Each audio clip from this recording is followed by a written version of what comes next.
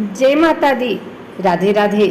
आइए सुनते हैं संतान सप्तमी व्रत कथा। पूजन विधि।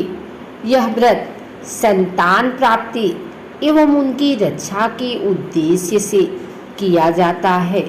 ऐसा माना जाता है कि संतान सप्तमी के व्रत के प्रभाव से संतान के समस्त दुख परेशानियों का निवारण होता है। संतान सप्तमी का व्रत माताएं अपनी संतानों की लंबी आयु के लिए रखती हैं। इस व्रत के दिन किसकी पूजा और किस तरह से की जाती है, इसकी जानकारी हम आपको बता रहे हैं।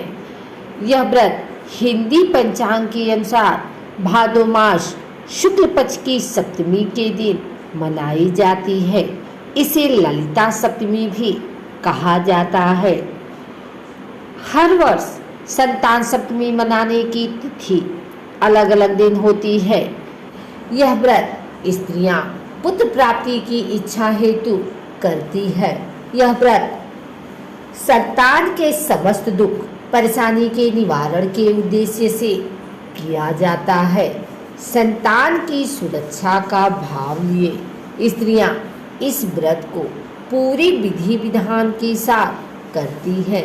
यह व्रत पुरुष अर्थात माता पिता दोनों मिलकर संतान के सुख के लिए रखते हैं। संतान सप्तमी की व्रत विधि।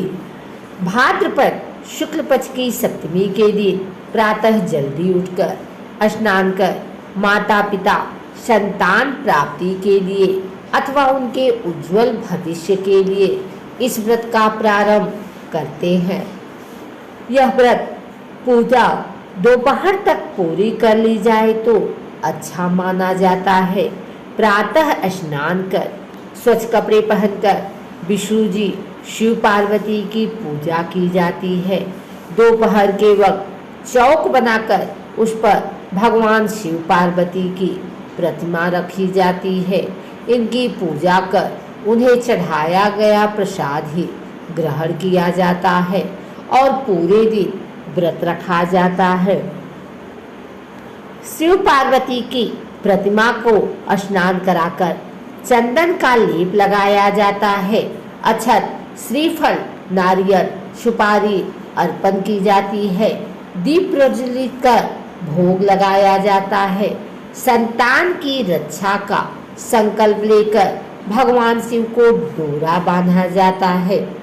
बाद में इस डोरे को अपनी संतान की कलाई में बांध दिया जाता है।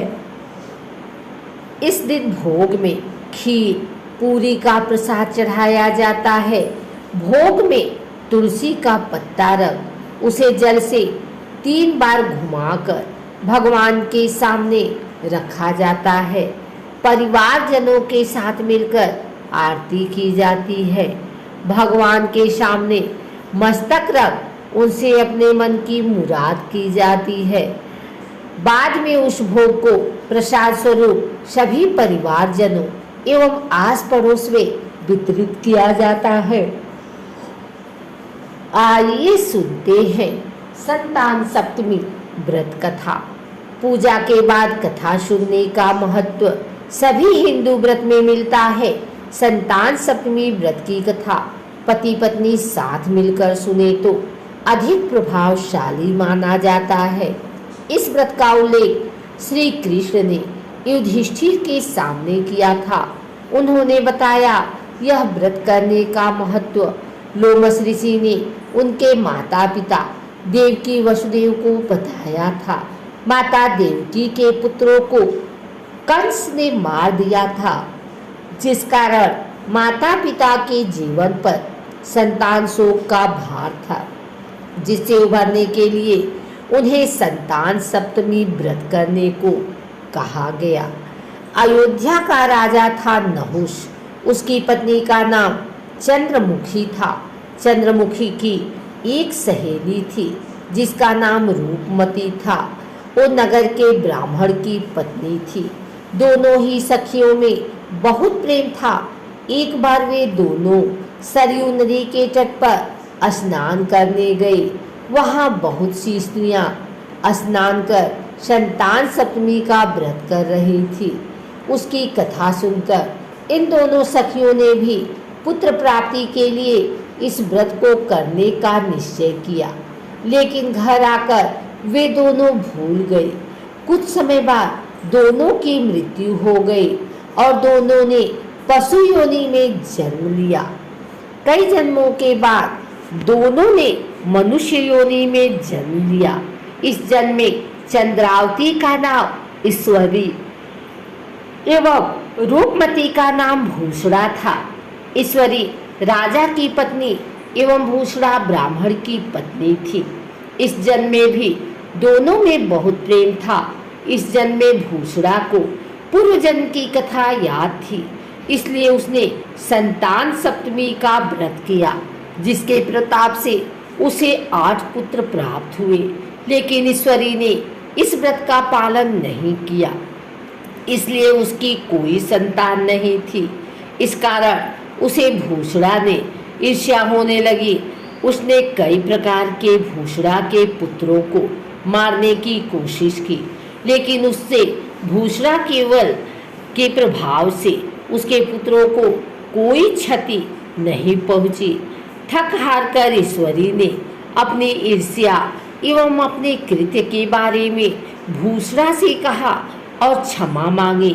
तब भूषणा ने उसे पूर्व जन्म की बात याद दिलाई और संतान सप्तमी के व्रत को करने की सलाह दी। ईश्वरी ने पूरे विधि विधान के साथ व्रत किया और उसे एक सुंदर पुत्र की प्राप्ति हुई। इस प्रकार संतान सप्तमी के व्रत का महत्व जानकर सभी मनुष्य पुत्र प्राप्ति एवं उनकी सुरक्षा के उद्देश्य से इस व्रत का पालन करते हैं। अगर आपको हमारी वीडियो अच्छी लगी हो तो इसे लाइक करें, कमेंट करें, शेयर करें। हमारे चैनल को सब्सक्राइब करके बिल नोटिफिकेशन ऑल पर सेट कर लें, ताकि आगे आने वाली वीडियो सबसे पहले आप तक पहुंच सके। धन्यवाद।